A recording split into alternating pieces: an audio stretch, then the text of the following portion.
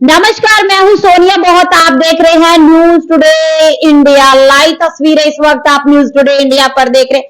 करनाल से हाल ही दिनों में सुप्रीम कोर्ट की एक जजमेंट आई थी। उसमें क्या कुछ था, शेड्यूल कास्ट के वर्गीकरण को लेकर एक जो अति पिछड़ा वर्ग है उसको भी फायदा देने के लिए ये जो जजमेंट आई है। लेकिन कुछ लोगों को, जो शेड्यूल कास्ट के कुछ लोगों को बड़ी टीस है। आखिर ये जो है ऑर्डर हुआ सुप्रीम कोर्ट का, इस पे बहुत सारी ऑब्जेक्शन है। इसी को लेकर एक न्याय यात्रा निकाली जाएगी। आइए हमारे साथ संजीव जलमाना जुड़े, उनसे बातचीत करते। सर बहुत बहुत स्वागत है।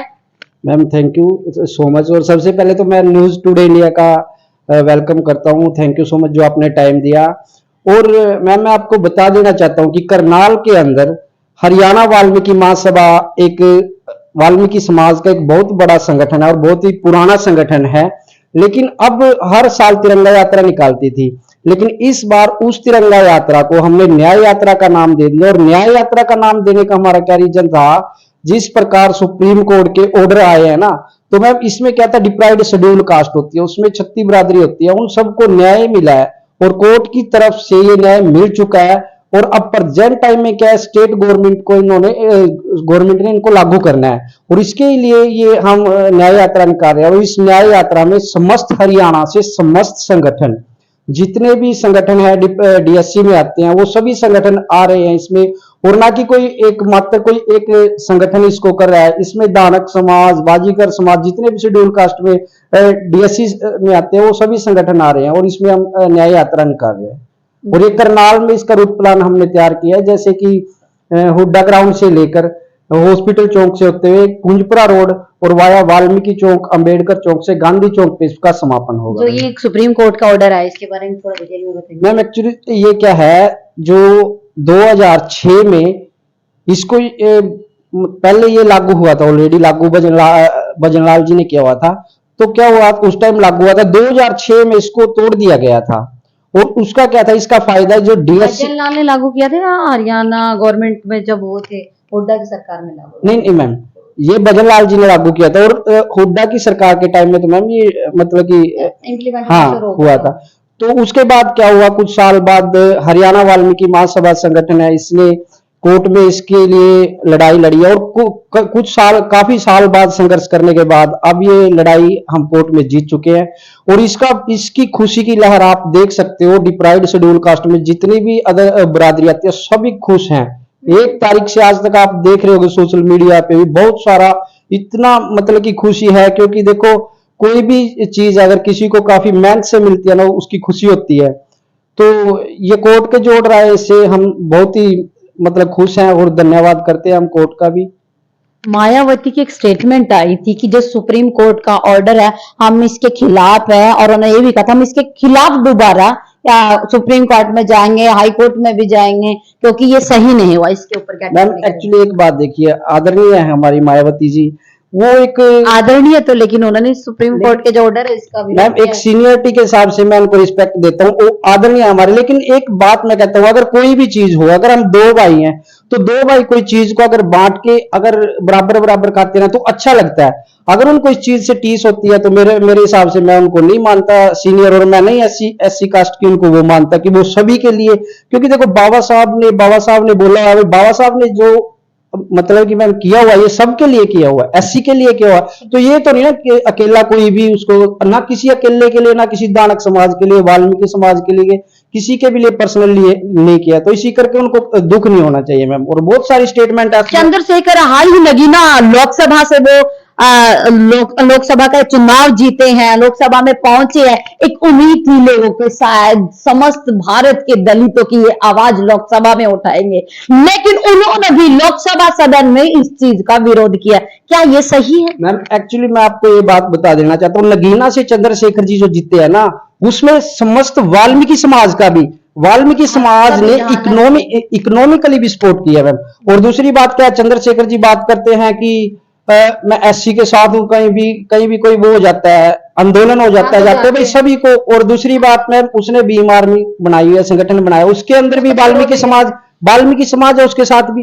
तो सारा समाज साथ में है, वो लोग साथ में। अगर वाल्मीकि समाज की हर समाज साथ है उसके, तो बिल्कुल। 42 कास्ट आती है। अगर हम शेड्यूल कास्ट की बात करें तो 42 कास्ट आती है, और ये 42 कास्ट जिनको आज तक आरक्षण का जो फायदा है 1% भी नहीं पहुंचा है, 0.1% तक भी खड़े हैं, ये उन लोगों को भी फायदा पहुंचाने के लिए सुप्रीम कोर्ट का जो नया जो कानून आया, नया ऑर्डर हुआ है। लेकिन इसके ऊपर अगर मायावती जैसी और ये अपने जो चंद्रशेखर जैसे जो समाज के दलितों की बात उठाते हैं, उस जैसे लोग विरोध करेंगे तो कहां स्टैंड करेंगे? एक्चुअली मैं ये बता देना चाहता हूँ कि सबसे पहले सबसे ज्यादा दुख तो उसका होता है कि जिस इंसान को नगीना से, अब समस्त डीएससी समाज भी उसके साथ है, अकेला एक बिरादरी से तो कोई बनता नहीं है, तो उन लोगों ने कम से कम फर्स्ट टाइम ही गया, उसने वहीं पे पहली स्टार्टिंग ही उसने की है, विरोध की स्टार्टिंग सबसे पहले विरोध सबसे पहले, उसके बाद मायावती की तो सबसे पहले विरोध उसने किया। तो लेकिन मैं ये कहना चाहता हूँ चंद्रशेखर जी को, सबसे उसने बैक में जाके देखना चाहिए था भाई, ये जो डीएससी में इतनी 42 बिरादरियां आती है, वो सब भी तो तेरे को वोट देने वाली है, क्या तू पर्सनली, ये तो मतलब वो हो गया ना, अभी तो मतलब राजनीति में कैरियर अभी स्टार्टिंग ही किया उन्होंने। और इसका मतलब फिर मैं तो ये सोचूंगा कि वो सिर्फ वैसे कह देते ना भाई मैं तो एससी के लिए लड़ रहा हूँ, इसका मतलब खुद के लिए पर्सनल स्वार्थ था उनका, या तो यही रीजन है मैम। ठीक है, आइए। हाँ जी, मैम रणदीप नाम है मेरा।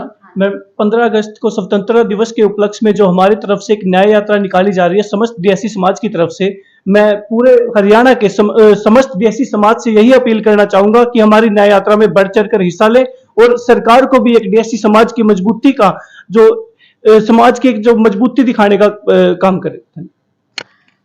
कुछ कहना चाहेंगे सर?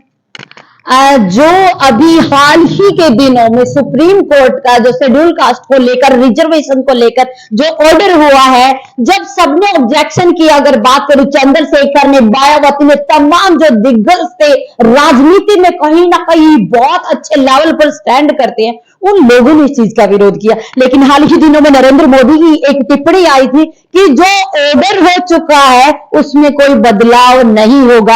आपको बताना चाहेंगे कि जो वो धनाढ्य लोग हैं, एक स्पेसिफिक कुछ कम्युनिटियां ही फायदा उठा रही थी, जो पीछे की लाइन में जो लोग खड़े थे, नजर भी नहीं आते थे, ये उनको फायदा पहुंचाने के लिए ये सुप्रीम कोर्ट का ऑर्डर आया है। प्लीज किनको पहुंची है?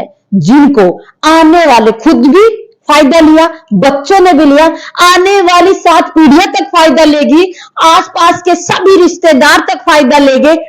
उन लोगों के क्या बात, वो रिजर्वेशन के इतना खिलाफ है? 42 कास्ट जो आती है शेड्यूल कास्ट में, क्या वो जो भाई पीछे की लाइन में खड़े हैं, क्या उनको किसी तरह का बेनिफिट नहीं चाहते? तो किस चीज का ढोल पीटते हैं राजनीति में? वोट लेने के लिए? क्या अपनी राजनीतिक रोटियां सेकने के लिए? क्या उन गरीबों को जो अति पिछड़े हैं, अति गरीब है, जिनको चाहे गवर्नमेंट जॉब की बात करें, चाहे राजनीति की बात करें, या हम स्कूल कॉलेज यूनिवर्सिटी में आरक्षण की बात करें, सिर्फ उनके ही बच्चे लेते थे।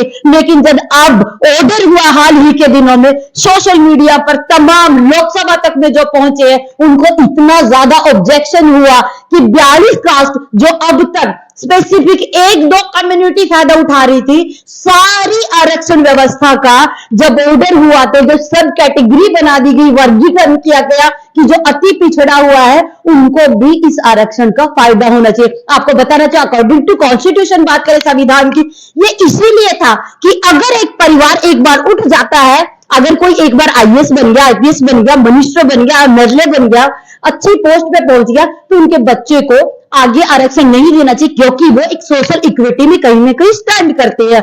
यही इसीलिए ये ऑर्डर हुआ था। लेकिन बड़े दुख की बात है, जो दलितों के नाम पर रोटी सेकते हैं राजनीति की, दलितों के नाम पर वोट बटोरते हैं, और जब बात आती है उनको न्याय दिलाने की लोकसभा, विधानसभा में, राज्यसभा में, वही इस आरक्षण के खिलाफ बोलते हैं। बड़ी दर्द भरी ये कहानी है, अति पिछड़े, फिर उनकी आवाज कौन उठाएंगे? उनको बड़ी उम्मीद के साथ एक दलित नेता का रूप लेकर वो पूरे संपूर्ण भारत से वोट भी बटोरते हैं, या बहुत सारी ऐसी लोकसभाएं कि दलित सबसे ज्यादा वोट करते कि शायद ये हमारे न्याय की लड़ाई ये बंदा लड़ेगा। लेकिन अगर वही लोकसभा पहुंचकर उनके खिलाफ बोले तो वाकई में इससे दर्द भरी बात कुछ नहीं हो सकती।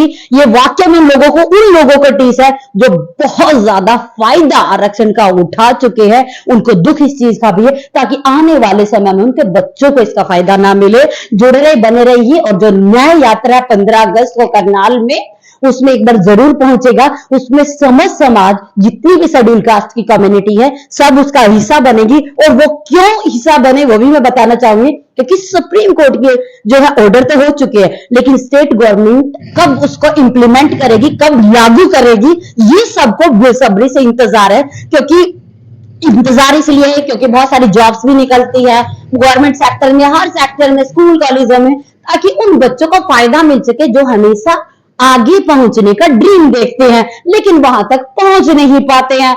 इसीलिए हमारी भी सरकार से, मीडिया के माध्यम से भी, और समस्त मेरे साथी युवा साथी बैठे हैं जो इसका मैनेजमेंट देखेंगे। जो न्याय यात्रा करनाल में 15 अगस्त के दिन तिरंगा यात्रा होती थी जो है संगठन की तरफ से, वाल्मीकि संगठन की तरफ से, लेकिन अब की बार इसलिए कराई जाए ताकि जल्दी से जल्दी इस ऑर्डर को इंप्लीमेशन में लाया जाए, इंप्लीमेंट किया जाए, ताकि जो अति पिछड़े दलित वर्ग है उनको फायदा मिले। जो भी इस न्यूज की तरह से शेयर करे, कमेंट करे। वीडियो जर्नलिस्ट विजय के साथ सोनिया, बहुत न्यूज टुडे इंडिया।